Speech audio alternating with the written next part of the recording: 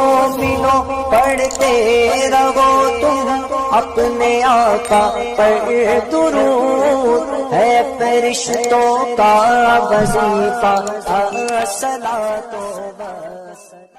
لیکن عزیزان گرامی، ابھی اپنے آقا کے والد محترم کی ہم سیرت پر تھوڑی سی گفتگو کرنے کی کوشش کریں گے، اگر وقت رہا تو بات پوری ہوگی۔ لیکن آئیے حضرت عبد المطلب کی شان کو دیکھتے ہیں، جو نبی دو جہاں کے پیارے دادا جان ہے، ان کی عظمتوں کو دیکھتے ہیں، جو نبی دو جہاں کو سرم میں لے کر کے چلنے والے ہیں، ان کے مقام زندگی کو دیکھتے ہیں، جن کی پیشانی میں نبی دو جہاں کا پیارا نور چمک رہا ہے۔ تاریخ یہ کہتی ہے ہاشم اور اس کے ساتھ ساتھ ایک قبیلہ بنو ہاشم ہے اور ایک قبیلہ اور مکہ مکرمہ کا ہے۔ دونوں کے لوگ آپس میں تنازع کیا کرتے تھے۔ تنازع کی حیثیت کیا تھی؟ لڑائی اور جھگڑا کرنے کا معاملہ کیا تھا؟ اس تعلق سے تاریخ کے نگاروں نے طرح طرح کی باتوں کو لکھا ہے، مگر تاریخ یہ کہتی ہے یمن کا ایک بادشاہ تھا، اس بادشاہ نے اپنے ملک کے اندر خانہ کعبہ کی ٹوپی بنوایا اور بنوانے کے بعد میں کہا کہ اے لوگوں، آپ ملک عرب میں کیوں زیارت کے لیے جایا کرتے ہو؟ آؤ ہمارے ملک کے اندر زیارت کے لیے آؤ۔ لیکن عرب کے لوگ جب پہنچے تو اس بادشاہ نے ان لوگوں کو دعوت دی ہے، اور دعوت جب دی تو دعوت کھانے کے بعد میں عرب کے لوگوں نے خانہ کعبہ کی شبیہ کو دیکھا تو دیکھنے کے بعد میں بڑے غصے میں آ جاتے ہیں۔ غصے میں آنے کے بعد میں رات کی تاریکی میں پہنچے اور پہنچنے کے بعد میں وہاں غلاظت کو ڈال دیا۔ وہ بادشاہ صبح کو آتا ہے، دیکھتا ہے کہ اس کے بنائے ہوئے کعبہ کی بڑی بے حرمتی عرب کے لوگوں نے کی ہے۔ فوراً جلال میں آتا ہے، ہاتھیوں کے فوجیوں کو دستوں کو لیتا ہے اور ملک عرب کے اوپر چڑھائی کر دیا کرتا ہے، یہاں تک کہ مکہ مکرمہ کی آبادی کے بستی کے قریب پہنچ چکا۔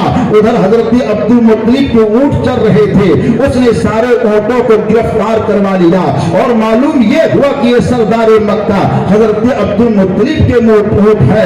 جب پیارے عبد المطلب کو خبر ہوتی ہے تو حضرت عبد المطلب اپنے اونٹ کی رہائی کے لیے یمن کے بادشاہ کے پاس پہنچنا چاہتے ہیں، لیکن اس نے اپنے خیمے کے آگے ہاتھیوں کے جھنڈ کو کھڑا رکھا تھا کہ کوئی آنے نہ پائے۔ لیکن تاریخ یہ کہتی ہے ہم سب کے آقا دونوں عالم کے سرکار کے دونانی دادا جان جب ادھر جانے والے ہوتے ہیں اور جیسے ہی ہاتھیوں کے جھنڈ کے قریب پہنچتے ہیں تو ہاتھیوں کے جھنڈ کا جو سردار تھا سارے ہاتھیوں میں، جس کو محمود کے نام سے جانا جاتا تھا، وہ محمود جیسے ہی حضرت عبد المطلب کو دیکھتا ہے، پہلے تو ابرہہ بادشاہ جو تھا وہ مکمل تاب و توانائی کے ساتھ یہ سوچ کر کے آیا تھا کوئی عرب کا شخص میرے پاس آ نہیں سکتا ہے، ہاتھیوں کا فوجا اس کو کچل دے گا اور اس کو مار دے گا۔ لیکن حال یہ ہوتا ہے حضرت عبد المطلب جب آگے بڑھتے ہیں تو ہاتھیوں کا سردار خود زمین کو چومتا ہے،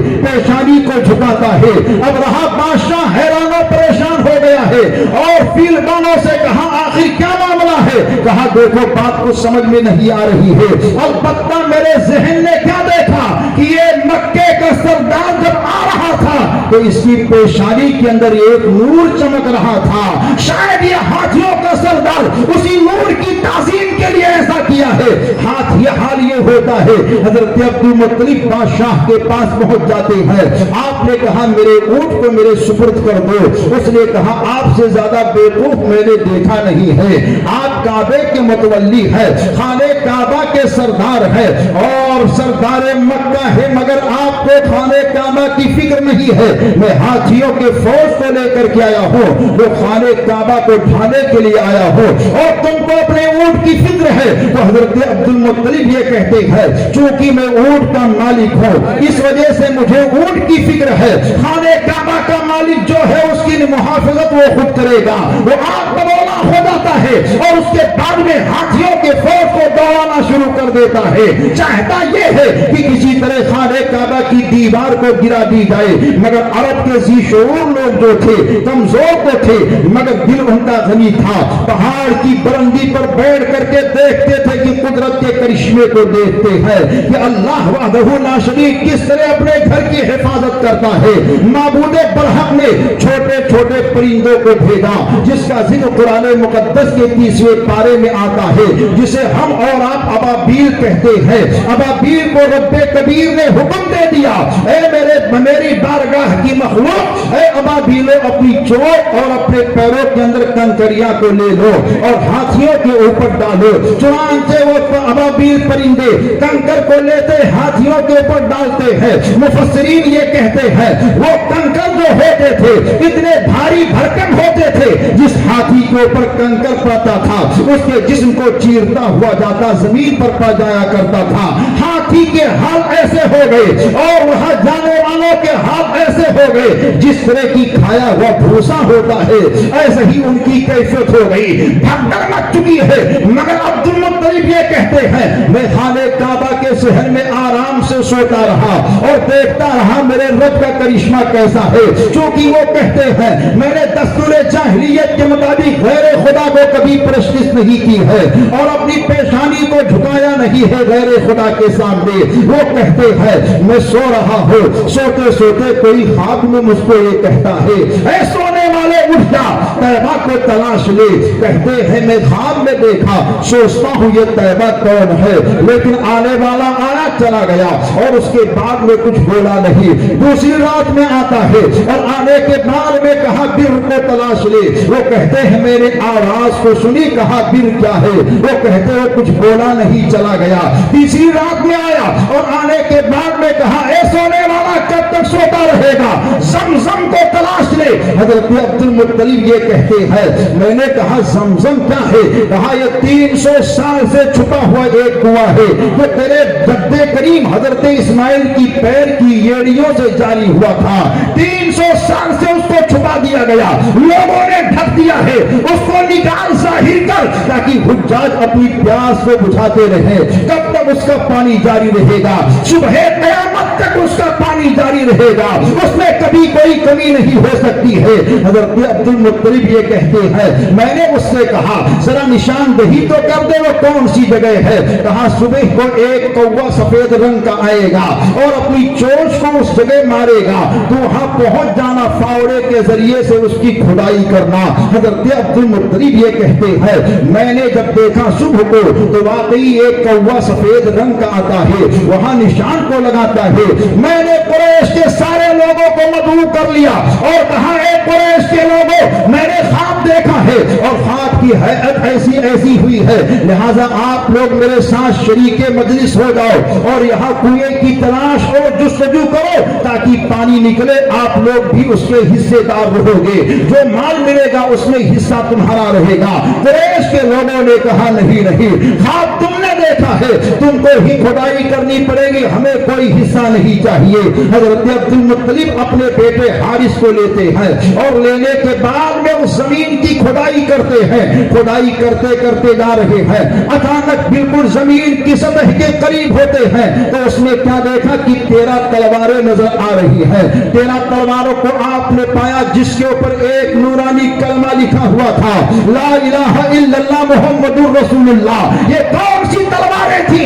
ये तलवार वो तलवार है जिस तलवार को अल्लाह तबारक व तआला ने हजरत इब्राहीम खलीलुल्लाह को अता फरमाया था और ये तलवार जन्नत से आई है। गोया कि हमारे और आपके नबी आए नहीं है, आने से पहले हजरत इब्राहीम अलैहिस्सलाम के दौर में नबी पाक का कलमा लिखा जा रहा है, नबी पाक के कलमे का चर्चा हो रहा है। चुनांचे हजरत अब्दुल मुत्तलिब ये कहते हैं मैं कुएं की खुदाई में लगा हुआ हूँ, अचानक सोने का ढेर मिल गया और जब सोने का ढेर मिल गया, चांदी का खजाना मिल गया तो अरब के कुरैश के लोग दावेदार हो जाते हैं और उन लोगों ने कहा ए अब्दुल मुत्तलिब मुझको भी सोना चाहिए, चांदी चाहिए, माल चाहिए, तलवार चाहिए, सिलाह चाहिए, हथियार चाहिए। हजरत अब्दुल मुत्तलिब कहते ऐसे नहीं मिलेगा, तुम लोगों ने कहा था हमें कोई भी इस चीज नहीं चाहिए, तुमने ख्वाब देखा है, तुम ही खुदाई करो, मैं खुदाई कर रहा हूं, सामान मिलता हुआ जा रहा है, लेकिन जब तुम लोग कहते हो तो लाओ कुरा डालते हैं, एक कुरा खाने काबा के नाम से होगा, एक मेरे नाम से होगा, ایک قریش کے نام سے ہوگا، سردار مکہ ہے، انصاف مزاج کے آپ ہیں، منصف ہیں اور منصفانہ مزاج کو رکھا کرتے ہیں۔ آپ نے سامان کو سب جانب رکھ دیا۔ جب قرآن ڈالا جاتا ہے تو سونا اور چاندی تو خانے کعبہ کے حصے میں آ گیا، تلواریں حضرت عبد المطلب کے حصے میں آ گئی ہے، اور کچھ زرہیں تھیں جو قریش کے حصے میں آ جایا کرتی ہے۔ عبد المطلب نے سونا اور چاندی کے ذریعے سے خانے کعبہ کے اندر بہت بڑا کام کروایا، اور سونے کے ذریعے سے خانے کعبہ کے دیوار کے ارد گرد بہترین ایک مرقع دیوار بنوانی چاہیے، اور اس کے اندر جو دروازہ بنایا وہ سونے کا آپ نے بنوایا، اور جو چاندی تھی ضرورت کی چاندی کو آپ نے لگایا، اور کعبہ مکرمہ کو آپ نے زینت دے دی ہے۔ یہاں تک کہ مکے کے لوگ یہ کہتے ہیں، اے عبد المطلب خانے کعبہ کو ادھر سوار کیوں رہے ہو؟ کیا آپ کو معلوم نہیں ہے کون سی قوم آئے گی تو کیا کرے گی؟ تو عبد المطلب کے زبان فیض ترجمان کو سنتے چلو، ان کو یقین ہے، کہتے ہیں اے مکے کے لوگوں، تم کسی اور قوم کا انتظار کرو، ارے میرے بعد جو میرا بیٹا آنے والا ہے اس کے شرم سے نبی آخر الزمان آنے والا ہے، اور وہ آئے گا تو اسی کعبے کو بسائے گا، اللہ کے بندوں کو خانے کعبہ کے سامنے جھکائے گا، اور وہ آئے گا تو کعبے کا بھی کعبہ ہوگا۔ بریلی کے تاجدار خاموش نہیں رہتے ہیں، محبت کی انجمن کو سجاتے ہیں اور عاشقوں کو کہہ کر کے بتاتے ہیں، حاجیو آؤ شہنشاہ کا روزہ دیکھو، کعبہ تو دیکھ چکے، کعبے کا کعبہ دیکھو۔ تکبیر، نعرہ رسالت، عشق محبت، عشق محبت، سبحان اللہ، سبحان اللہ۔ حضرات یہ پیارے عبد المطلب ہیں جو اپنے پیارے پوتے کے آنے سے پہلے ان کے آنے کی پیشین گوئی کر رہے ہیں، سبحان اللہ، سبحان اللہ۔ اور جب حال یہ ہوا کہ آپ نے مکمل طور سے اس کنویں کی کھدائی کی تو سفید پانی کا چشمہ جاری ہو گیا۔ سبحان اللہ، سبحان اللہ۔ اب کہتے ہیں کہ اے مکے کے لوگوں، آنے والا کوئی بڑی شان اللہ کی نعمت کو لے کر کے آنے والا ہے، سبحان اللہ، کیونکہ 300 سال سے جو نعمت چھپی ہوئی تھی اس کے آنے سے پہلے اس کے آنے کی پیشین گوئی کر رہی ہے۔ لوگوں نے کہا کون آئے گا؟ کہا آسمانی کتابوں کو تم نے پڑھا نہیں کہ نبی آخر الزمان آئے گا؟ سبحان اللہ، سبحان اللہ۔ کب آئے گا؟ ان قریب آئے گا۔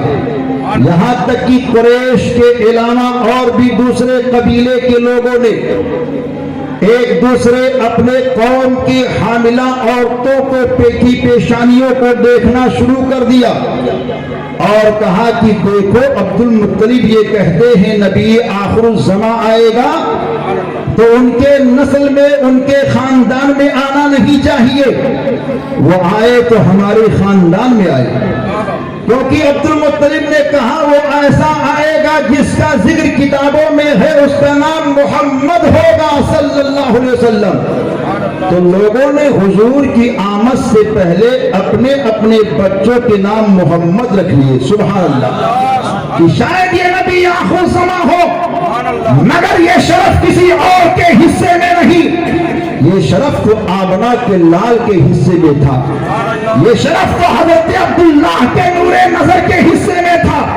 پیارے عبد المطلب یہ کہتے ہیں جب کنواں بالکل تیار مل گیا، زمزم شریف کا پانی جاری ہو گیا، تو وہاں کے لوگوں نے کہا ہم کو بھی حصہ دو، آدھے کنویں پر تمہارا حصہ، آدھے کنویں پر ہمارا حصہ، یا ایک دن تم پانی کو بھرو، ایک دن ہم پانی کو بھریں گے۔ حضرت عبد المطلب نے کہا نہیں نہیں، آپ تمامی ذات تھوڑا تھوڑا آگے آ جائے۔ ماشاءاللہ میدان کے اندر عاشقان مصطفیٰ صلی اللہ علیہ وآلہ وسلم کی آمد پربہار دن بدن کثیر تعداد میں ہوتی جا رہی ہے۔ آج یہ نورانی چوتھی مجلس ہے، مگر ایسا لگتا ہے کہ الحمدللہ عاشقوں کا نورانی مجمع گھروں سے اس طرح امٹ کر کے آ رہا ہے کہ دنیا کے لوگوں کو بتا رہا ہے، دنیا کے لوگوں تم اپنے باپ کے لیے کام کرتے ہو، مگر ہم اپنے باپ کے لیے نہیں، رسول پاک کی رضا کے لیے کام کرتے ہیں۔ اور حال تو یہ ہے کہ یہ جشن مصطفیٰ کمیٹی ہے جنہوں نے 45 سالوں سے عید میلاد النبی کا یہ حسین پروگرام کو رچا سجا بسا رکھا ہے. اسی پروگرام کو روکنے کے لیے 200 سال سے تحریکیں چلی ہیں. اور تحریک کیسی چلی؟ دیوبند کے لوگوں کی، نانوتا کے لوگوں کی، بھوپال دلی والوں کی، بدعقیدوں کی تحریک چلی کہ نبی کی میلاد کو مت کرو، نبی پاک پر سلام مت پڑھو، نبی پاک کی آمد پر روشنی مت کرو، نبی پاک کی آمد پر جھنڈے مت لگاؤ. لیکن حال کیا ہوتا؟ ان کے فتوے دھرے کے دھرے رہ گئے. میرے امام نے کہا تھا اسی پر عاشق مصطفیٰ عمل کرتے رہے. جب آپ نبی کی میلاد پر دلیل دیتے ہیں تو ایک ملے نے کہا تھا کب تک نبی کی میلاد کرو گے؟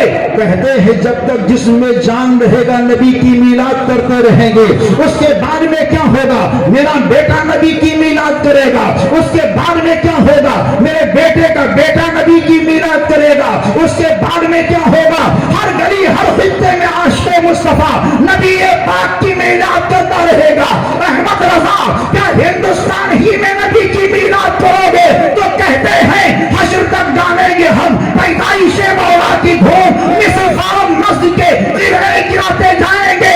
اعتراض کرنے والا میں اپنے آقا کی میلاد ہندوستان میں بھی کروں گا اور قبرستان میں جاؤں گا تو وہاں بھی نبی کی میلاد کروں گا.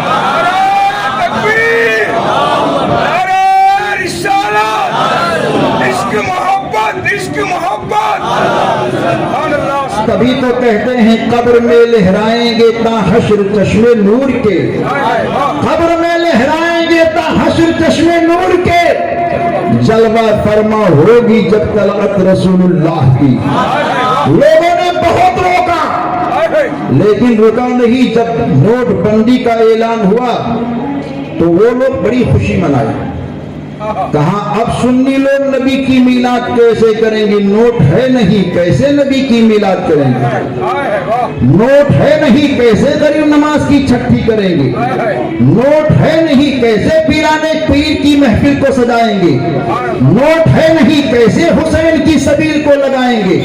نوٹ ہے نہیں کیسے کربلا معلّہ کا سفر کریں گے؟ نوٹ ہے نہیں کیسے مدینہ طیبہ جائیں گے؟ لیکن نوٹ بندی کرنے والوں نے جو کام کرنا تھا کیا.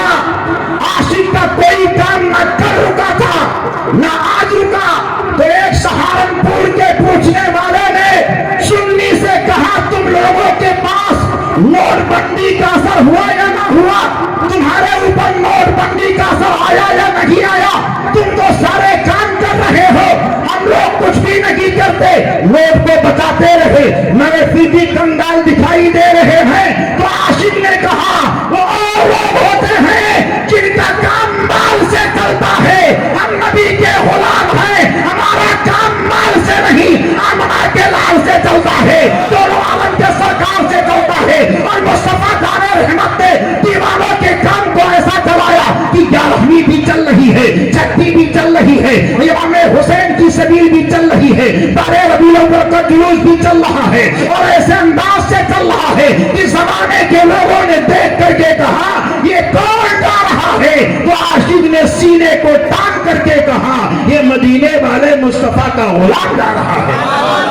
نعرہ تکبیر، نعرہ رسالت، حضور کی آمد.